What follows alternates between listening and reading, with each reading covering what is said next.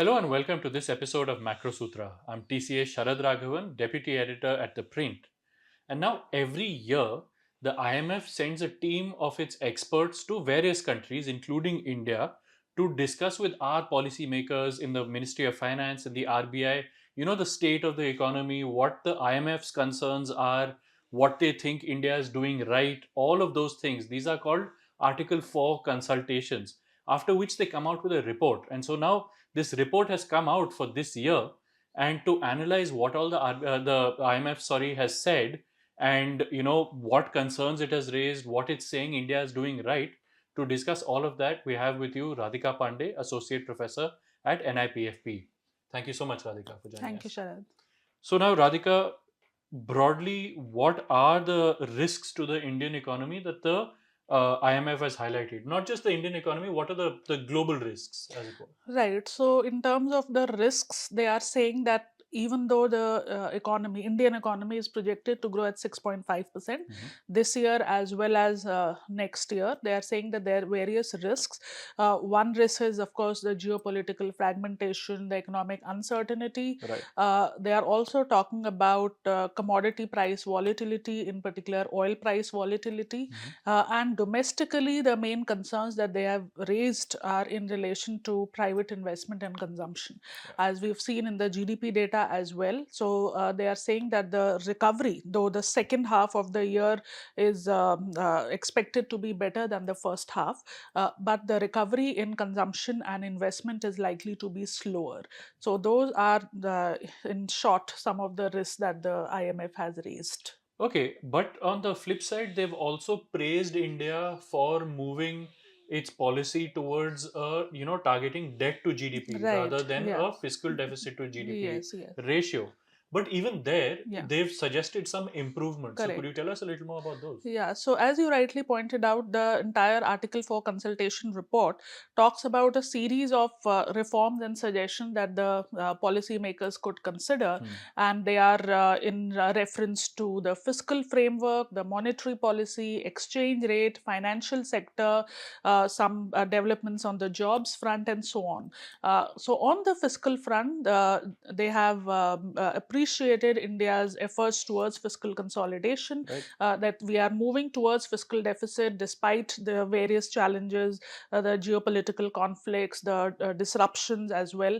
But we are moving, and now we know that in the budget, the government had announced the shift towards a debt based anchor. Yeah. That is from FY27, we will shift to debt to GDP ratio as the prime anchor for the fiscal framework. And till FY31, the central government plans to achieve a debt to GDP ratio of 50%, Hmm. 50 plus minus 1% under different scenarios. So they have listed an optimistic, a baseline, a pessimistic scenario, and it's all part of the FRBM statements that are announced as part of the budget. Right. So that framework is there, and it is very well appreciated. It is in line with global practices, where and also where debt is the main target, and particularly for India, debt to GDP ratio is elevated. So the move towards targeting debt to GDP ratio is a commendable one. Yeah. But the refinements that they have suggested is that we are only looking at central government debt, and we need to look at general government debt, and therefore it is equally important to incorporate states debt in this debt based framework that And will. we've previously discussed that various states have very high debt Yes, levels. so various states have there is, while overall, if we look at states debt to GDP ratio, it masks the variation. Mhm. But states like we've talked about earlier, Punjab, Himachal Pradesh, West Right. Bengal, Kerala, Bihar, they have high debt to GDP ratio, almost above 40%, between 40 to 45%. And on the other end of the spectrum are states like Gujarat, Maharashtra, where debt to GDP ratio is less than 20%. Right. More importantly, there are some states whose contribution to the incremental debt is rising. So they may not be at the moment, in terms of the stock of debt, they may not be very troublesome, but slowly their debt to GDP ratio is rising at a fast pace. So there are states like Tamil Nadu, Karnataka, where the Yeah. incremental debt debt is very high every year.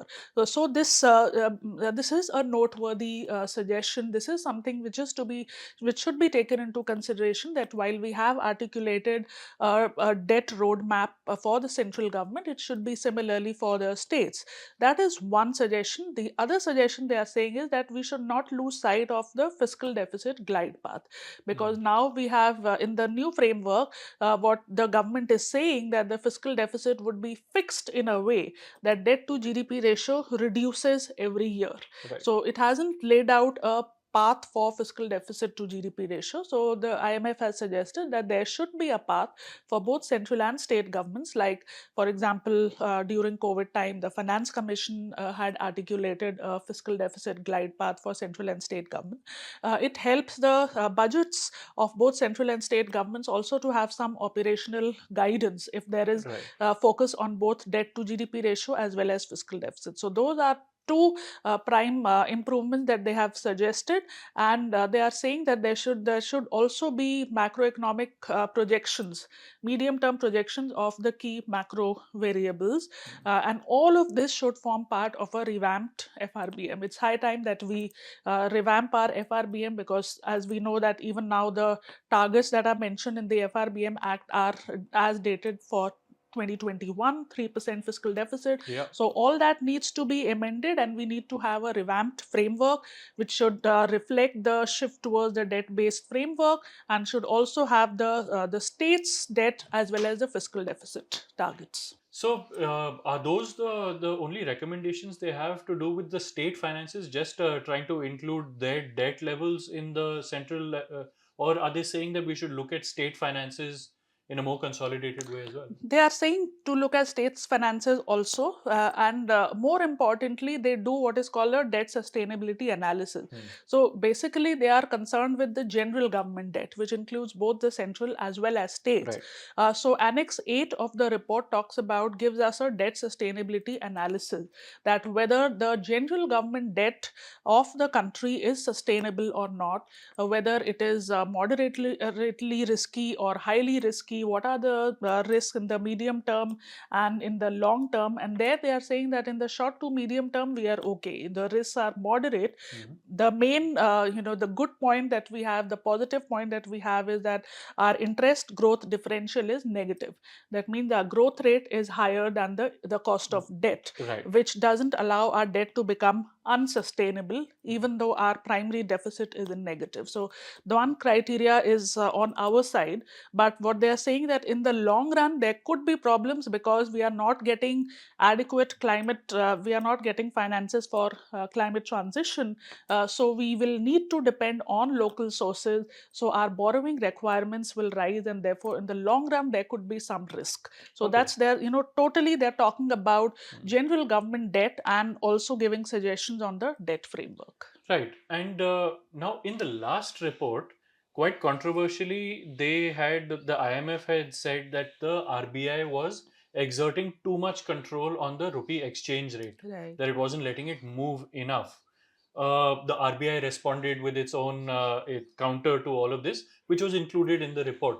This time around, also, the IMF has talked about exchange rate flexibility Right. as being something that is desirable. So, I mean, could you tell us a little more about what they're saying? Yeah, so they are talking about exchange rate flexibility in the context of the overall inflation targeting regime. That it is good that we have moved to a flexible inflation targeting framework, and the effectiveness of the FIT, the flexible inflation targeting framework, would be enhanced if we have a flexible exchange rate. Otherwise, we are our whatever decisions we are making, the RBI as a central bank is making, is based on exchange rate considerations. If we are pegging rupee to the dollar. So it's very important that to improve the effectiveness of the flexible inflation targeting framework, we should have exchange rate flexibility. Now, again, this is a very noteworthy suggestion, because we have seen the data tells us that the exchange rate volatility has come down substantially, and that too in the last 2 years. So we did this analysis of the exchange rate volatility. We see that from from 2000 till 2022, the exchange rate volatility on an annual basis is somewhere around 5%. And over the last 2 years, till 11th March, the volatility has come down dramatically to 1.92%. So that's a Okay. big fall. Yeah. And this is made possible not due to market fundamental that rupee is absolutely stable.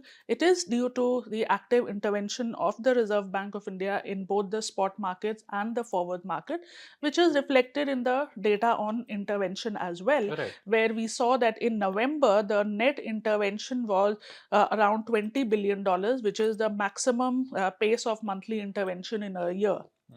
And also December, again, the latest RBI bulletin shows that it's around $15 billion. So that is the net sale of dollars. What is interesting to note is that RBI is intervening on both the sides. That is, it is not allowing rupee to fluctuate. Right. It is buying when there are when the rupee has rupee shows signs of appreciation, and it is selling dollars when rupee shows signs of depreciation. So there is both buy and sell. Lot of action is happening, not only in the spot market, in the forward market. Our outstanding short position is around $67 billion. So all of this suggests that active intervention is something which is keeping the rupee stable. And one of the unintended consequences we've already spoken about is on the liquidity front. Yeah. That liquidity gets impacted because there is the RBI is sucking out rupees from the system through the sale of dollars, so it's absorbing rupees, so that is leading to liquidity deficit. The other unintended consequence is that the firms become reluctant. They don't do currency hedging because they know Yes. that the RBI will keep intervening to keep the rupee stable. And the latest RBI's financial stability report tells us that around 36% of external commercial borrowings are unhedged. So that's a big number. So these are the two unintended consequences of the currency policy, that there is this a moral hazard problem, that firms are not incentivized to hedge because they know that RBI will intervene. Yeah. And when RBI is not able to intervene, suddenly there is a big hit on their balance sheet because of the fact that they haven't hedged their currency exposure. Right. Absolutely. And now the other issue that the IMF has talked about is better quality job creation Right, in yes. India. Now, this is something that the government has been grappling with. But what are some of the recommendations that the IMF has made? Yeah, so they have talked about lifting the female labor force participation rate, and this is Right. something which the data is also showing that interestingly, post COVID, female labor force participation rate has increased, and the Yes. pace of increase is much higher than the male labor force participation. But that is a good point. But the concerning aspect is that the increase is happening only at lower education levels. So it's the illiterate or less educated Yeah. where we are seeing the increase in labor force participation, and that is getting reflected also in the quality of employment, that we are seeing that if we look at the nature of jobs, we have salaried regular class, we have casual labor, and we have self-employed. So there has been an increase in the proportion of self-employed workers in the realm of female employment. That is the section that has risen. That is the reason responsible for the rise in labor force participation. So the IMF has made this suggestion that the quality of jobs need to be improved. There needs to be focus on social security. There needs to be focus on safety, on care economy, so that there is greater equality in the labor market, because this Absolutely. is one problem that India is grappling with. So there are these concrete suggestions on reducing the gender bias in the labor market. And if there are these other studies by the IMF and the World Bank which says that if there is a reduction in gender gap, that can lift the GDP by substantial basis points, in Without a addition to doubt. reforms. So narrowing the gender gap helps. So that is Right, because something. this is a productive part of your population that you're not tapping. Not So tapping, yeah. clearly, if you tap it, then it's going to be better. Correct, yes. So now we have some questions from the audience as well. Aditya, he says the IMF has raised concerns on India's debt increasing to 100% of GDP and has recommended robust private investment as one of the solutions for this. Government officials and even the finance minister have continuously asked the private sector what their concerns are. Is the private sector stopping its investments on account of the current global scenario, or do we require complete overall sectoral reforms to increase private investment? Can reforms like single window clearance be a step in this direction? See, currently it is driven by global uncertainty. There, that is for sure. Because if we look at some of the metrics of policy uncertainty, there is a very important indicator called Economic Policy Uncertainty Index, Yes, which is released for global and for all countries, including the US, for India. And there we see that there is a big spurt in the there's a sharp, very uncertainties, sharp very spike. sharp increase, which is, after COVID, it is one of the most significant jump in policy uncertainty that is seen. And that is something which is holding back private investment. The related point is that exports are suffering. One is the domestic demand is not that robust, and exports are suffering, and there is likelihood of further hit to exports. We saw the latest data, exports have contracted in the month of February. Right. Going forward with the reciprocal tariffs coming into picture, there could be further hit on exports. So when we don't have demand certainty in the form of both domestic demand support as well as external demand support, coupled with policy uncertainty, it's very unlikely for private investors to increase their capacity utilization. And that is reflected in data also. We see that the Orbicus RBI's capacity utilization is not budging from 74.2, 75 mark. It's not increasing from there. So a lot of metrics are showing that private investment continues to remain weak, and a lot of it has to do with low demand at both domestic level as well as high sharp level of policy uncertainty. In fact, we have Yeah. seen this relationship that exports are a major determinant of investment. There could be sectoral variation. In some, if some sectors are doing well on exports, we could see some investments happening there. But overall, since the export picture as a whole looks pessimistic as of now, that is why we see that private investment would also take time to pick up. Right. Okay. And Anubhav asks, what are the major impediments to Indian growth as per the IMF in its latest report? And has the Indian government taken any steps to improve them? We've talked about the impediments, Yeah. but what are some of the steps that the government has done? So, in addition to what we've talked about, the slow recovery in consumption, Hmm. investment, and the suggestion that they've made on fiscal monetary exchange rate front, one suggestion that they've made is in relation to the financial sector, and which is again very noteworthy. One suggestion they have made is that the footprint of government in financial sector needs to come down, Right. and there needs to be greater competition. There needs to be greater role of market forces in the private sector, in the financial sector, through various ways. So they are saying that the SLR, the statutory liquidity ratio, should be reduced. So what we see is that SLR used to be almost 40% during early 90s. Hmm. It has and substantially reduced, and now it's around 18%, and this number is static at 18% since April 2020. Now, that means that there is this financial repression, that banks are forced to invest a part of their liabilities in government securities. Now, there is this ratio, and now in addition to that, we also have the liquidity coverage ratio, and we know that the enhanced norms of liquidity coverage ratio would come into picture from next year. They have delayed the implementation Right. because of the uncertainty, because of the hit on banks balance sheet. So one is that. The other, they are saying, is the whole this framework of priority sector lending, where again you are mandating that X percentage has to go to agriculture, to MSMEs, to various other sectors like startups and all. This discourages banks to undertake innovative financing. If some bank wants to focus only on MSME lending, that bank should be allowed to do that. There should be some Right. mechanism to introduce greater flexibility in the PSL mechanism. So, a lot of such suggestions in relation to also the financial resolution, prompt Hmm. resolution of financial firms. So, these are some of the areas, and also the job market that we've talked about, Yeah. and also on debt, how to make the debt framework more sustainable.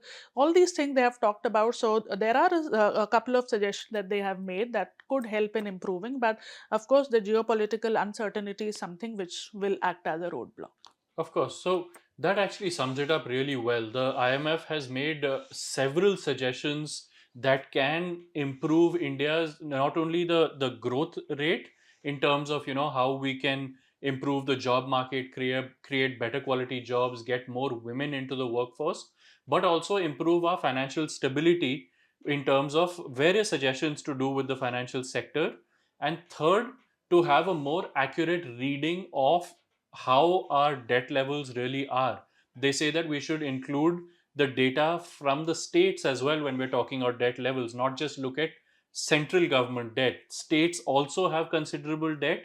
A lot of them have high levels now, and a lot of them have relatively low levels, but it's growing very fast. So, all of this needs to also be included in the analysis of India's financial position. These are all very, very good suggestions, something that policymakers should at least think about. But on that note, that's all from us. Thank you so much for watching.